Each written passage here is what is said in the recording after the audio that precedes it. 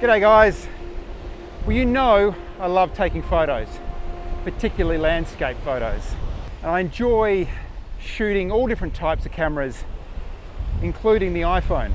In fact, when I started using Instagram, the first 3 years of my feed were shot entirely on an iPhone. So lately I've been shooting the Nikon and the Fuji, and recently I got my hands on the new iPhone X that Apple's just released.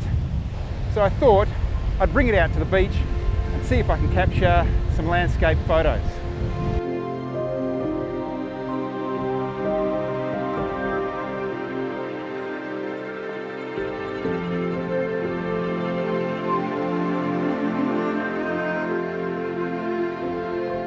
So the principles behind iPhoneography or mobile photography when it comes to capturing landscapes, or seascapes in this case, is pretty much the same.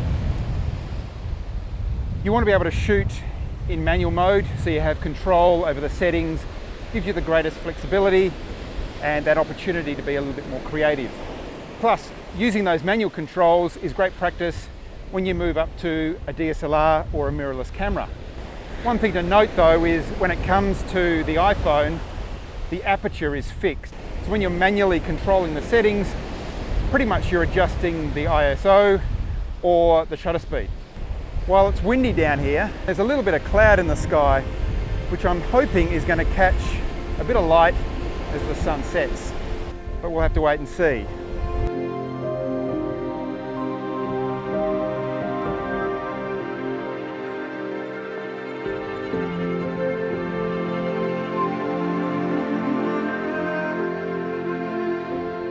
One of the other principles, of course, is you want to keep your camera still. So I've got my tripod here. And the reason why you want it on a tripod is as the light decreases as the sun sets, you're going to extend that shutter speed. You're going to slow it down. So you don't want the camera to shake and for that to blur your images. So it's always a good thing to have a tripod and to stick your camera, whether it's an iPhone or any other camera, mount it on a tripod so it's nice and still. And finally, if you are going to get the most out of your images, you need to be shooting in RAW. It gives you a lot more flexibility when you're editing your photos. Since Apple released iOS 10, apps have been able to tap into the RAW capability of the camera. Now, not all apps capture in RAW, so the apps that I'm looking at using today capture in RAW, or at least TIFF, to give me the highest quality image and to give me that flexibility when it comes to post-processing.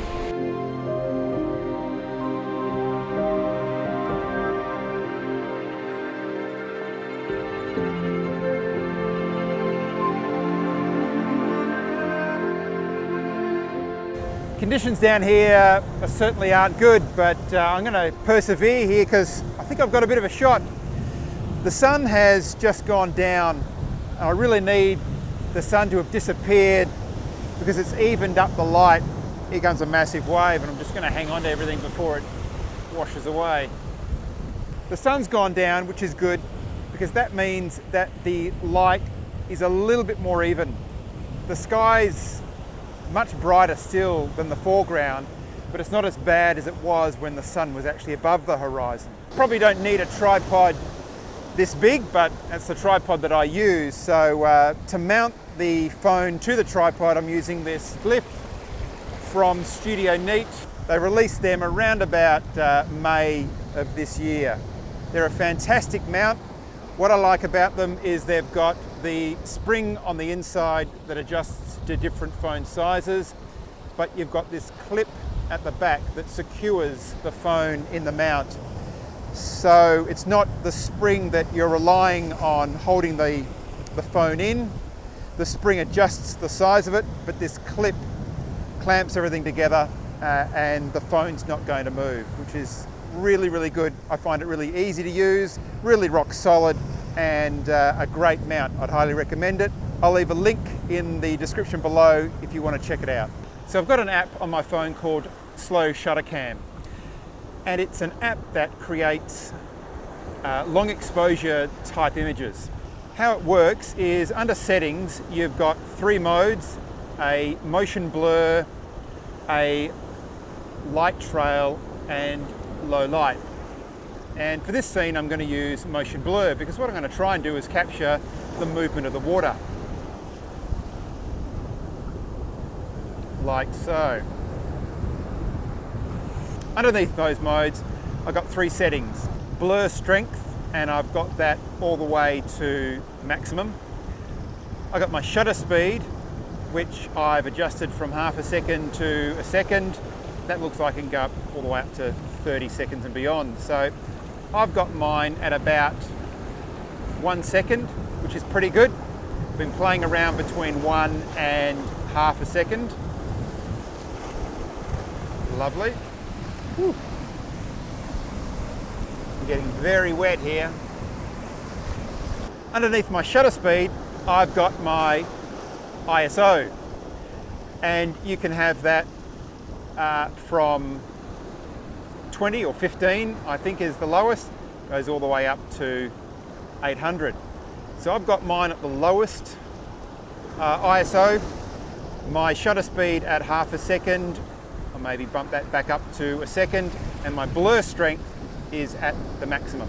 I framed my shot, as you can see, so I've got this rock coming in from the left-hand side, guiding the eye through to the right-hand side, and you can see just at the top there, I've got a little bit of pink in the sky. I'm going to just see whether I can just move it a little bit so I can get a little bit more of that pink. There you go.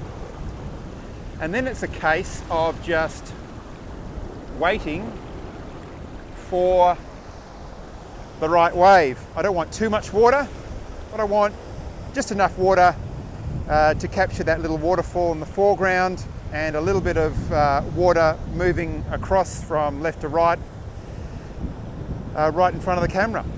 So let's give this a go. I've been shooting a few photos while I've been setting things up and talking to you. We're waiting for a decent wave, and I think this is one coming now. Here comes the water, and let's see whether we can capture that. Nice.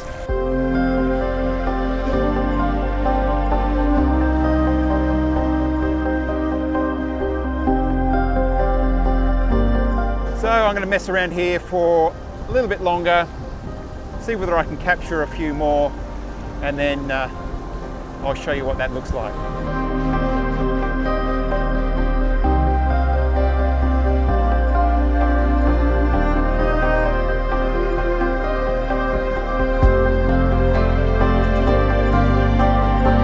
That's it for this video. Most of the lights disappeared, unfortunately.